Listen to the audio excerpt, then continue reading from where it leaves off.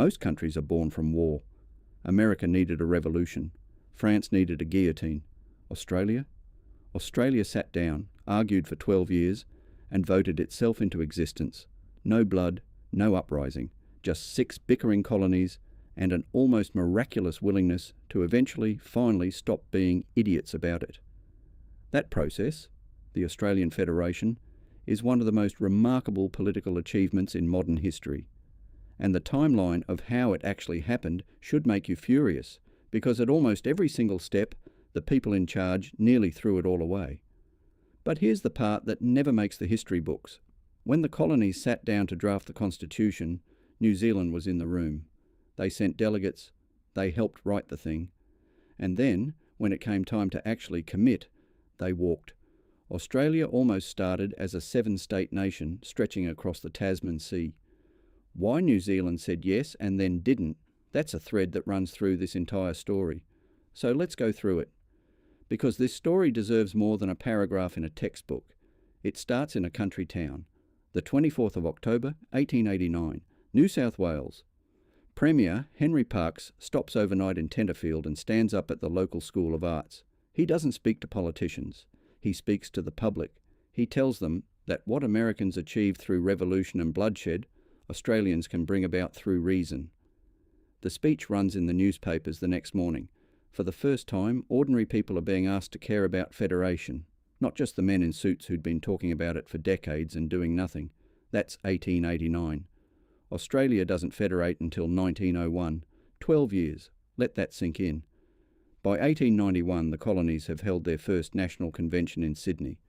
Every colony sent delegates. So did New Zealand. They sat alongside Australians, debated the Constitution, and contributed to the draft. On paper, they were in. But New Zealand's reservations were already showing.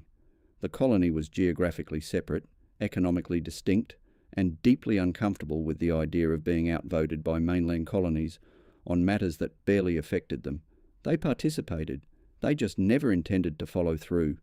The convention produces a draft constitution. Things look promising. Then the economy collapses.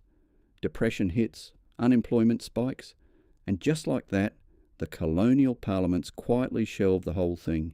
Federation was apparently a nice idea for good times. The moment it got hard, they folded. The kind of history that actually matters is what True Blue education is here for. Subscribe if you want more of it. It takes a country town to drag them back. In 1893, a conference in Korowa puts forward something radical. Stop letting politicians run this. Let the people elect the delegates. Let the people vote on the result. Take it out of the hands of the men who'd already proven they couldn't be trusted with it. It was the right call, and it worked. A second convention runs across Adelaide, Sydney and Melbourne through 1897 and 1898. This time, New Zealand sends observers, but not delegates. They are watching. They are not joining. Their position has quietly hardened, self-governing, isolated, and increasingly convinced that federation would mean surrendering too much control to a mainland parliament that didn't understand them. When the final constitution is drafted, New Zealand is not in it. The nation that almost stretched across the Tasman Sea stops at the water's edge. The first referendum comes in 1898. 4 colonies vote, and New South Wales says no. One arbitrary threshold. One colony's political ego. The whole thing grinds to a halt again. The premiers hold a secret meeting in January 1899, quietly agree to changes that give New South Wales what it wants, including a guarantee the federal capital would be built on its soil, and send the revised constitution back to the people. This time it passes. Queensland follows in September. A delegation sails to London. They lobby the British Parliament. On the 9th of July 1900, Queen Victoria signs the Commonwealth of Australia Constitution Act into law. The Australian Federation date is locked. The 1st of January 1901, Western Australia still hasn't voted.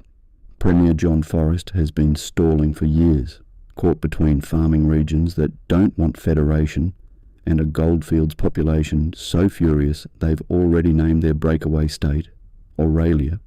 Forrest finally calls the vote, extracts every concession he can and gets it across the line on the 31st of July 1900, 3 weeks after the Constitution is already law in London, last across the line, under duress, at the absolute last moment. On the 1st of January 1901, the Commonwealth of Australia is proclaimed in Centennial Park, Sydney. 6 colonies, 1 nation. Edmund Barton sworn in as Prime Minister. True Blue education covers the history that deserves a proper telling. You know what to do. It took 50 years of debate, 2 conventions, 2 rounds of referendums, 1 depression, 1 secret meeting, 1 trip to London, and 1 colony dragged across the finish line against its will. And somewhere across the Tasman, New Zealand watched it all happen and decided they'd made the right call. They still haven't joined. Make of that what you will.